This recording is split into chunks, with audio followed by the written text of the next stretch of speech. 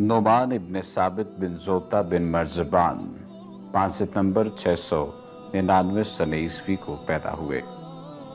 इन्हें आमतौर पर इमाम अबू हनीफा के नाम से भी जाना जाता है। आप सुन्नी हनफी फ़िक़्ह यानी इस्लामी फ़िक़्ह के बानी थे। आप एक ताबई, मुसलमान आलिम दीन, मुज्तहिद, फ़क़ीह और इस्लामी क़वानीन के अव्वलीन तदवीन करने वालों में शामिल थे। आपके मानने वालों को हनफी कहा जाता है। ज़ैदी शिया मुसलमानों की तरफ से भी आपको एक मारूफ इस्लामी आलिम दीन और शख्सियत तस्वुर किया जाता है। इन्हें आमतौर पर इमाम आज़म कहा जाता है। आज की इस वीडियो में आपको इमाम आज़म अबू हनीफा की ज़िंदगी और उनसे मुतल्लिक बशारत के बारे में बताया जाएगा। इमाम आज़म अबू हनीफा के फ़ज़ाइल व मनाक़िब में शेख जलालुद्दीन सयूती शाफ़ई मुक़ल्लिद अपनी किताब में लिखते हैं कि इस पेशेनगोई के बड़े मिस्दाक इमाम आज़म अबू हनीफा अबू नुमान हैं, यानी जो पेशगोई अबू हनीफा से मुताल्लिक़ की गई कुरान करीम में है, और अगर तुम मुँह फेरोगे तो वो तुम्हारी जगह और लोगों को ले आएगा और वो तुम्हारी तरह के नहीं होंगे। हदीस में है, सहाबा कराम ने अर्ज़ किया, या रसूलल्लाह सल्लल्लाहु अलैहि वसल्लम, वो दूसरी कौम कौन सी है जिसकी तरफ इशारा हुआ है? आप सल्लल्लाहु अलैहि वसल्लम ने सलमान फ़ारसी पर हाथ रखकर फरमाया, इसकी कौम, और फरमाया, खुदा की कसम अगर ईमान सुरैया पर जा पहुँचे तो फ़ारस के लोग वहाँ से भी उसको उतार लाएंगे, और इस रसूल की वसअत दूसरे लोगों के लिए भी है जो भी इन मुसलमानों से नहीं मिले। ये सूरतुल जुमा की आयत नंबर 3 है। हदीस में है कि जब आप सल्लल्लाहु अलैहि वसल्लम से सूरतुल जुमा की आयत की निस्बत सवाल किया गया तो सलमान फ़ारसी के शाने पर हाथ रखकर फरमाया कि अगर इल्म या फरमाया दीन सुरैया पर जा पहुँचे तो इसकी कौम यानी फ़ारस का मर्द वहाँ से भी ले आएगा। इमाम आज़म की इब्तदाई ज़िंदगी के बारे में अगर बात की जाए तो आपका नाम नोमान बिन साबित बिन जोता और कुनियत अबू हनीफा थी। बिलुमूम इमाम आज़म के लक़ब से याद किए जाते हैं।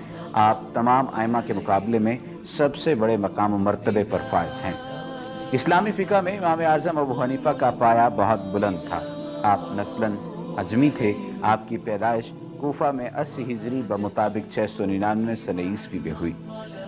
इब्तदाई ज़ौक़ वालिद माजिद के तत्बा में तिजारत था, लेकिन अल्लाह ने उनसे दीन की खिदमत का काम लेना था, इसलिए तिजारत का शुगल इख्तियार करने से पहले आप अपनी तालीम की तरफ मुतवज्जे हुए। आपने 20 साल की उम्र में आला उलूम की तहसील की इब्तदा की। आप नहायत ज़हीन और कवी हाफ़ज़ा के मालिक थे। आपका ज़ुहद व तक़वा, फ़हम व फ़रासत और हिकमत व दानाई बहुत मशहूर थी। आपने अपनी उम्र मुबारक में 7000 मरतबा ख़त्म कुरान किया। 45 साल तक एक वज़ू से 5 नमाज़ें पढ़ीं। रात के 2 नफ़लों में पूरा कुरान ख़त्म करते और दीन इल्म को फैलाने वाले। आप रात को इबादत करते। इनकी हयात मुबारक के लातादाद कोशे हैं। आइमा हदीस आपका जिक्र करते हुए कहते हैं कि एक तरफ आप इल्म के समंदर हैं और दूसरी तरफ ज़ुहद व तक़वा, तहारत के पहाड़। अबू हनीफा मियाँ नकद, खुशरू और मौज़ून जिस्म के मालिक थे। गुफ्तगू नहायत शीरीं करते, आवाज़ बुलंद और साफ थी और फसाहत से अदा करते थे। अक्सर खुश लिबास रहते थे। सरकारी वजीफ़ा कारी से दूर रहे। हुर्रियत फ़िक्र, बेनियाजी और हक़ गोई उनका तुर्रे इम्तियाज़ था। इमाम साहब ताबई थे। हाफ़िज़ुल मुज़ीर ने बयान फरमाया है कि इमाम अबू हनीफा की मुलाकात 72 सहाबा कराम से हुई।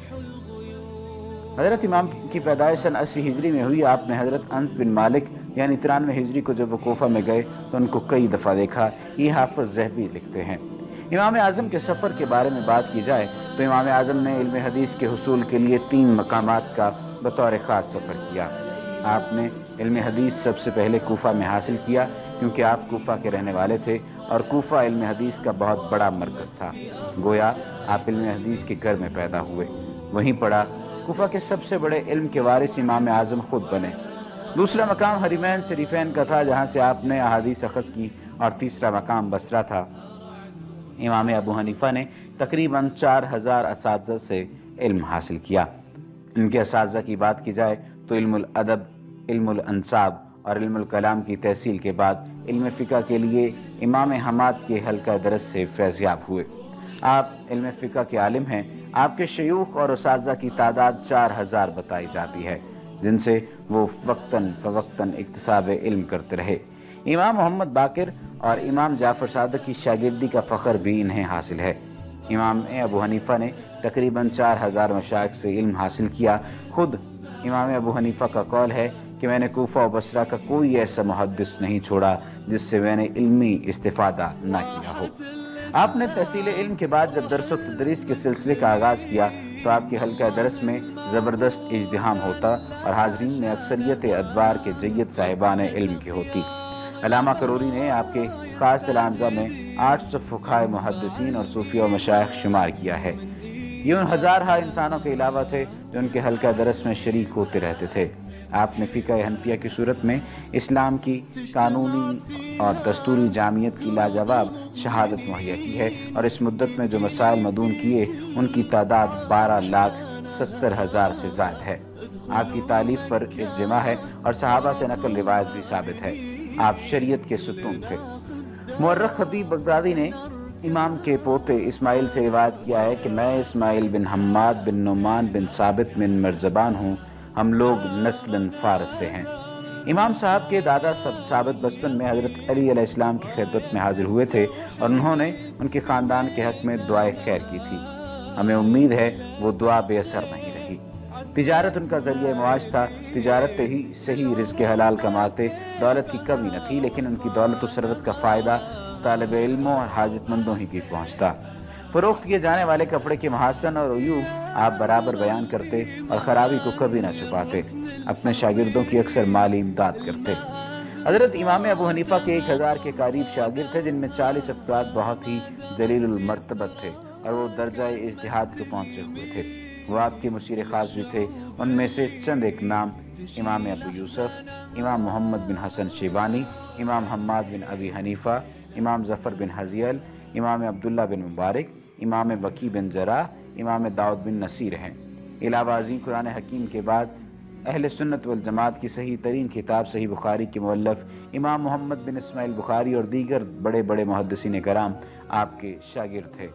آپ نے بہت سی تصانیف لکھی اور احادیث میں تصانیف کی تعداد 27 کے قریب ہے۔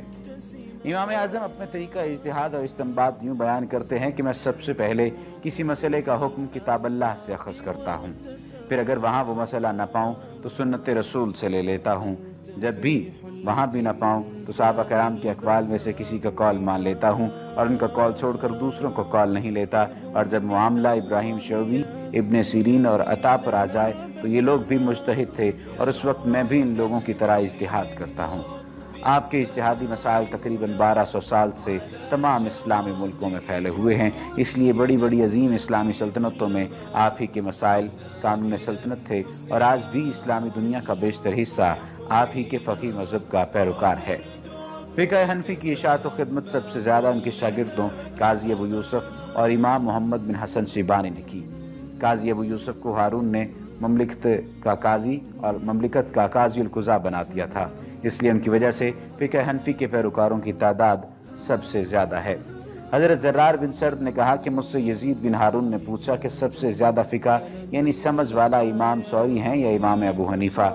تو میں نے کہا ابو حنیفہ حدیث میں افقہ سب سے زیادہ فقیہ ہیں اور سفیان ثوری تو سب سے زیادہ حافظ ہیں حدیث میں۔ حضرت عبداللہ بن مبارک نے فرمایا امام ابو حنیفہ لوگوں میں سب سے زیادہ فقہ یعنی سمجھ رکھنے والے تھے۔ حضرت امام شافعی فرماتے ہیں جو شخص فقہ حاصل کرنا چاہتا ہے وہ امام ابو حنیفہ اور ان کے اصحاب کو لازم پکڑے، کیونکہ تمام لوگ فقہ میں امام ابو حنیفہ کے خشہ چی ہیں یعنی محتاج ہیں۔ محدثین کا ذکر میں اسی کتاب میں آگے امام داؤد فرماتے ہیں کہ بے شک ابو حنیفہ حدیث میں امام تھے۔ گوئی کی جہاں پر بات ہے تو جہاں تک ملکی سیاست کا تعلق ہے انہوں نے کبھی بھی کسی خلیفہ کی خوشامد یا ملازمت نہ کی، ہمیشہ حق اور اہل حق کا ساتھ دیا۔ یزید نے ان کو مشیر بنانا چاہا تو آپ نے صاف انکار کر دیا اور کہا کہ اگر یزید کہے کہ مسجدوں کے دروازے گن دو تو یہ بھی مجھے گوارا نہیں۔ امام محمد نفس الزکی اور ابراہیم کے خروج کے موقع پر انہوں نے ابراہیم کی تائید کی تھی۔ منصور نے انہیں بلا کر عہدہ قضا پر فائز کرنا چاہا، لیکن آپ کے مسلسل انکار پر اول بغداد کی تعمیر کے موقع پر انہیں اینٹیں شمار کرنے کے کام پر لگایا گیا اور بعد میں قید خانے میں ڈال دیا گیا۔ ایک دفعہ حضرت امام اعظم اور امام شافعی کے شاگردوں کے مابین جھگڑا پیدا ہو گیا۔ ہر گروہ اپنے امام کی فضیلت کا دعویدار تھا۔ حضرت امام ابو عبداللہ نے ان دونوں کے درمیان فیصلہ کیا اور اصحاب شافعی سے فرمایا پہلے تم اپنے امام کے اساتذہ گنو۔ جب گنے گئے تو 80 تھے۔ پھر انہوں نے احناف سے فرمایا اب تم اپنے امام کے اساتذہ گنو۔ جب انہوں نے شمار کیے تو معلوم ہوا وہ 4000 تھے۔ اس طرح اساتذہ کی عدد نے اس جھگڑے کا فیصلہ کر دیا۔ آپ فقہ اور حدیث دونوں میدانوں میں امام الائمہ تھے۔ 150 ہجری میں بغداد میں ان کا انتقال ہوا۔ پہلی بار نماز جنازہ پڑھی گئی تو 50,000 آدمی جمع ہوئے۔ جب آنے والوں کا سلسلہ جاری رہا تو 6 بار نماز جنازہ پڑھی گئی۔ آپ ملکہ خیزراں کے مقبرہ کے مشرق کی جانب دفن ہوئے۔ اس دور کے ائمہ اور فضلاء نے آپ کی وفات پر بڑے رنج و غم